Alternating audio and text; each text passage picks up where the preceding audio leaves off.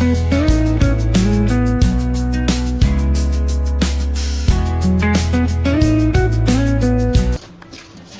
આપણે પકવાન બનાવીએ છીએ, જે કચ્છી આઈટમ છે દાળ પકવાન. તો પહેલાં પકવાન બનાવી લેશું, પછી દાળ બનાવશું. જો આમાં આપણે છે ને અડધો મેંદો અને અડધો ઘઉં એવી રીતે લીધો છે. આમ તો બહાર તો પકવાન એકલા મેંદાના જ હોય છે, પણ આપણે સાથે ઘઉંનો યુઝ કરીએ છીએ હેલ્થ માટે સારું. અડધો 1 વાટકો મેંદાનો લોટ છે અને 1 વાટકો છે ઘઉંનો. અને એમાં આપણે 2 મોટી ચમચી તેલ નાખ્યું છે મોણ માટે. અને પછી હવે આપણે એનો લોટ બાંધી લેશું. જો આ કચ્છી આઈટમ છે. આપણે આની સાથે દાળ બનાવશું, ચટણી એવું બધું બનાવશું, એટલે છોકરાઓને ટેસ્ટમાં મજા આવે છે. જો આપણો લોટ સેટ થઈ ગયો છે અને આમ આપણે પરોઠાનો જે બાંધીએ ને એ ટાઈપની જોલી રાખવાની છે. જો બરાબર, બહુ કઠણ નહીં, બહુ ઢીલો નહીં, એ ટાઈપનો રાખવાનો. હવે આપણે આમાંથી આવડા લુવા બનાવી અવડી સાઈઝના, અને આપણે એને રોટલીની જેમ પતલા વણી લેવાના છે.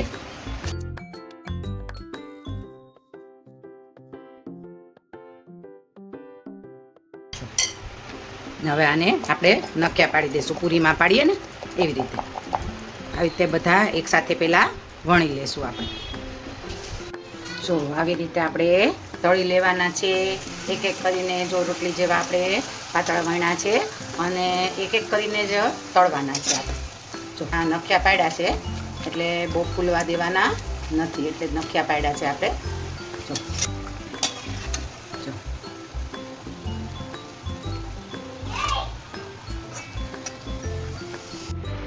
જો રેડી થઈ ગયા છે પકવાન આપણા. જોઈ શકો છો તમે. જો ગુલાબી એકદમ બ્રાઉન કલરના મસ્ત થઈ ગયા છે. હવે આપણે આની સાથે દાળ બનાવશું. જો આપણે દાળ પકવાન બનાવવાના છે, એની માટે આપણે પકવાન રેડી કરી લીધા છે. દાળ જો મગની દાળ બાફીને આપણે એને રેડી કરી લીધી છે. જો આ દાળમાં આવી રીતે આપણે કુકરમાં ઢીલી કરી લઈશું. સિમ્પલ જે પીળી મગની દાળ હોય છે, મોગર દાળ, તે બાફી લીધી છે. અને હવે અહીંયા તેલ આવી ગયું છે.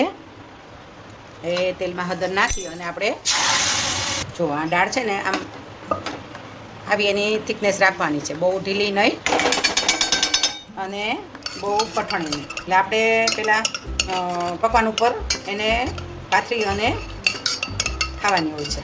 હવે નમક નાખી દઈશું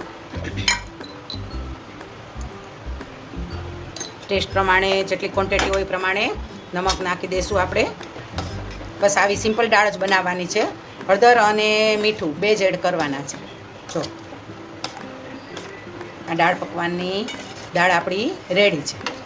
આને બહુ ચોડવાની નથી, ઉકાળવાની નથી, કશું નથી કરવાની. આ એની જો થિકનેસ છે. જો આવી ચોપડાય એવી પકવાન ઉપર ચોપડાય એવી એની આપણે થિકનેસ રાખી. જો રેડી છે આપણી દાળ. જો આપણા પકવાન આપણે બનાવીને સ્ટોર કરી લીધા હતા. બરાબર, પકવાનમાં એવું છે કે તમે 1 દિવસ અગાઉ કરી લો તો તમને બહુ સરળતા રહે. ક્યાંય જવું હોય, કરવું હોય તો પછી દાળ જ કરવાની રહે. એટલે આપણે પકવાન રેડી કરી લીધા હતા.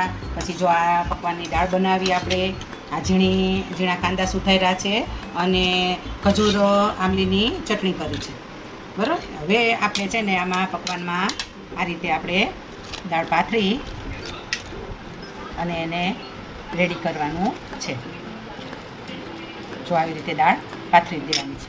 પછી એની ઉપર ઝીણા કાંદા આમાં આપણે ઉપર છાંટ્યા છે અને ગળી ચટણી આવી રીતે. જો આપણું પકવાન રેડી છે. જો ખાવામાં એકદમ ટેસ્ટી લાગે છે અને આ ઉનાળામાં સાંજના જમવામાં નવી આઈટમ લાગે અને છોકરાઓને મોટાને બધાને જ ભાવે છે. જો આપણું રેડી છે. જો આવી રીતે આપણે એને જો ખાઈ શકીએ છીએ. તોય કડક જ છે એકદમ. જો